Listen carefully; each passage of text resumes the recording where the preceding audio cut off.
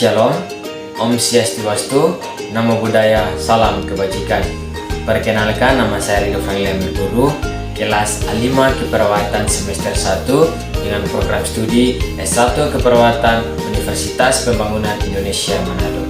Di video kali ini saya buat untuk memenuhi tugas ujian akhir semester mata kuliah Falsafah dan Teori Keperawatan yang dosen pengampu Nes Vergeina Mastur Escape Mengkep. Di video kali ini saya akan membahas tentang materi konsep berubah. Kita masuk di dalam pembahasan yang pertama, yaitu pengertian konsep berubah.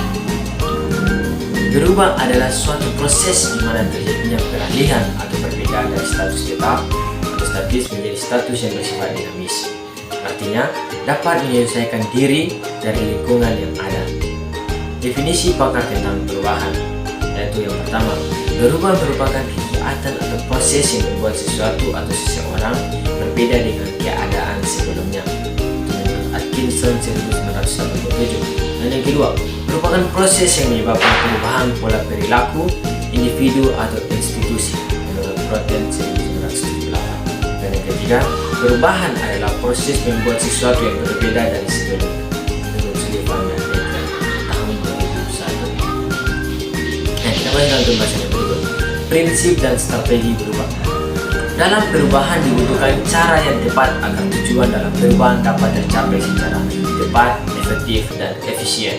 Yang pertama, strategi rasional empirik.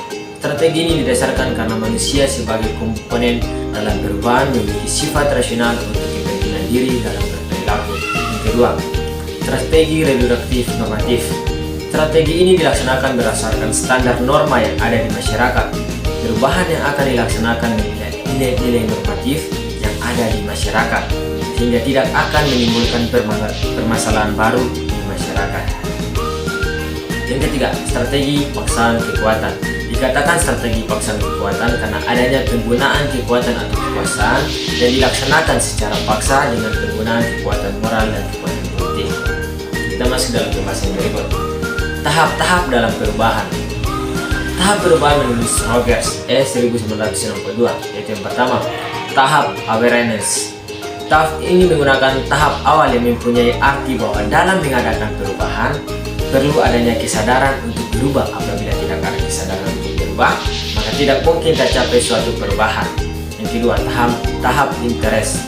Tahap ini yang kedua dalam menggunakan perubahan harus timbul perasaan minat terhadap perubahan yang selalu memperhatikan sesuatu yang baru dari perubahan yang dikenalkan.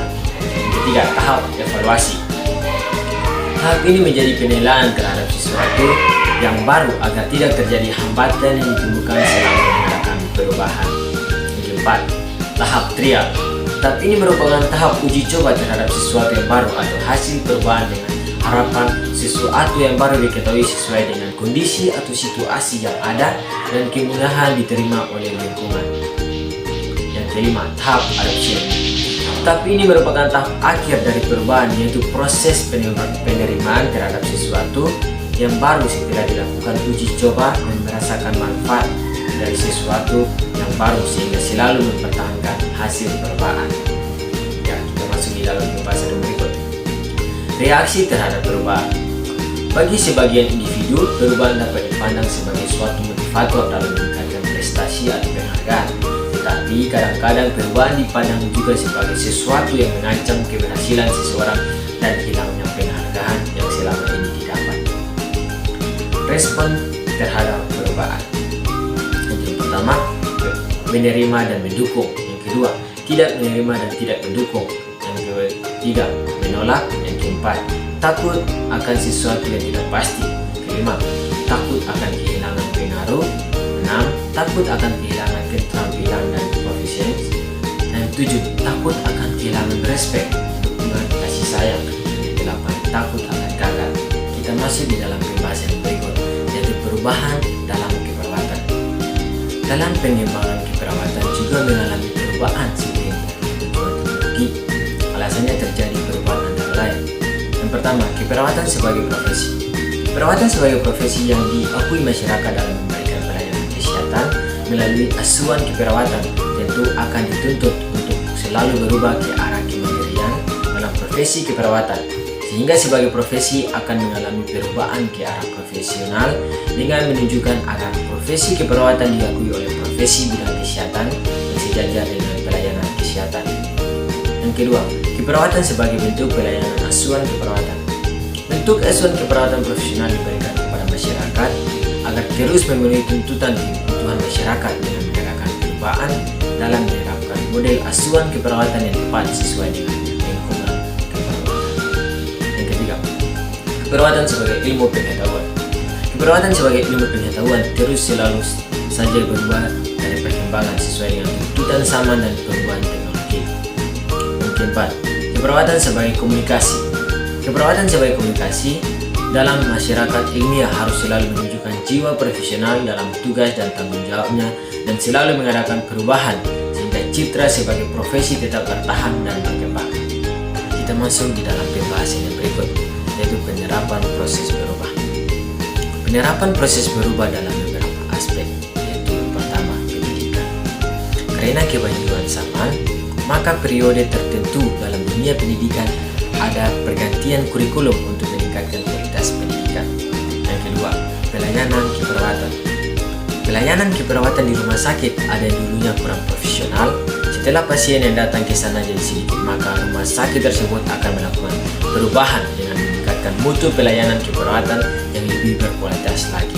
Yang ketiga, individu. Mahasiswa yang dulunya malas belajar dan ketika ujian mendapatkan nilai D, maka dia bisa bermotivasi untuk belajar lebih giat agar mendapatkan nilai B atau bahkan mendapatkan nilai A. Maka terjadi perubahan dalam diri mahasiswa tersebut. Yang keempat, masyarakat. Masyarakat yang dulunya kurang menyadari tentang pentingnya akan kebersihan lingkungan sekitar ketika adalah salah satu seorang warga menderita penyakit DBD, maka masyarakat mulai sadar mau berubah untuk meningkatkan pola hidup bersih.